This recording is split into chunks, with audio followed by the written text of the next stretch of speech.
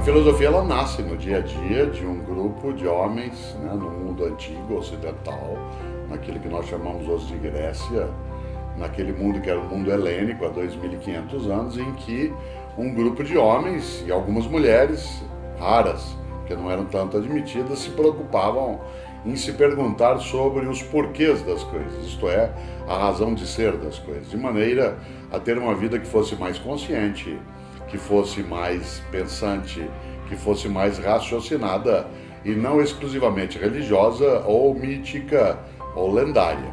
Por que as coisas são como são? Qual é a fonte do poder? A vida tem um sentido? Os números no mundo da matemática, eles expressam uma verdade ou eles são uma invenção humana? Existe uma divindade? Existem divindades? Essas divindades, elas têm ação sobre nós? Qual é a origem do mal? Por que nós morremos? Quando morremos, tudo morre? Há algo em nós que persiste?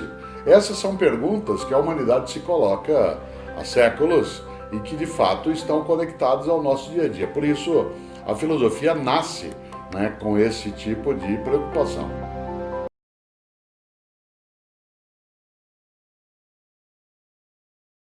Eu estou pensando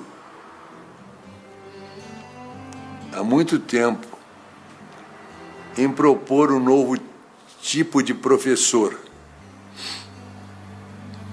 É um professor que não ensina nada. Ele não é professor de matemática, de história, de geografia. É um professor de espantos. O objetivo da educação não é ensinar coisas, porque as coisas já estão na internet, estão por todos os lugares, estão nos livros. É ensinar a pensar, criar na criança essa curiosidade,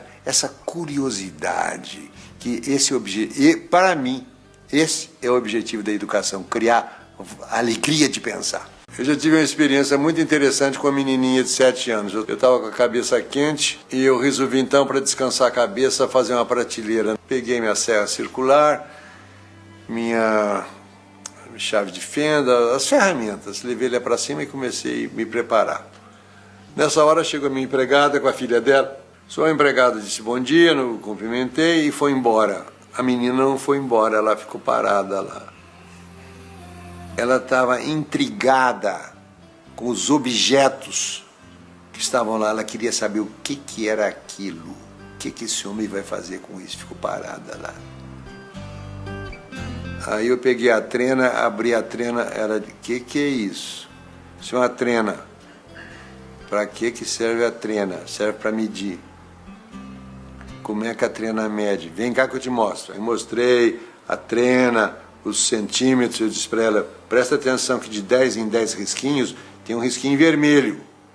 Você veja o que eu fiz? Eu ensinei sistema decimal para ela.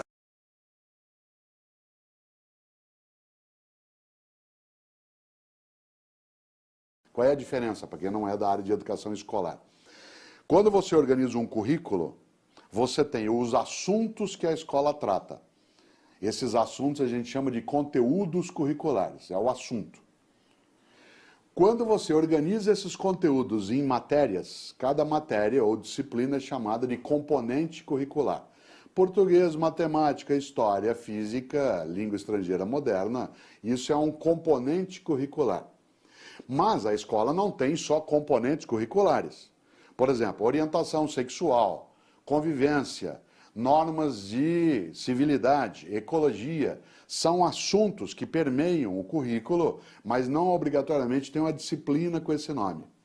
Uma das maiores dificuldades nossas na educação escolar é que quase sempre, e todos os anos, em todas as legislaturas, sempre tem algum legislador que procura introduzir uma nova matéria dentro da escola onde não cabe mais. Por exemplo, educação para o trânsito, virar uma disciplina. Ecologia, virar outra. Combate ao uso de drogas ilegais, virar outra. Isso é uma dificuldade para o executivo, porque o currículo escolar já está pletorado, está inchado. O que a gente precisa argumentar com a legisladora ou com o legislador, para respeitá-lo como representante da população, é que esse tipo de assunto, ele precisa fazer parte do conjunto das disciplinas, como conteúdo, mas ele não tem de ser um componente.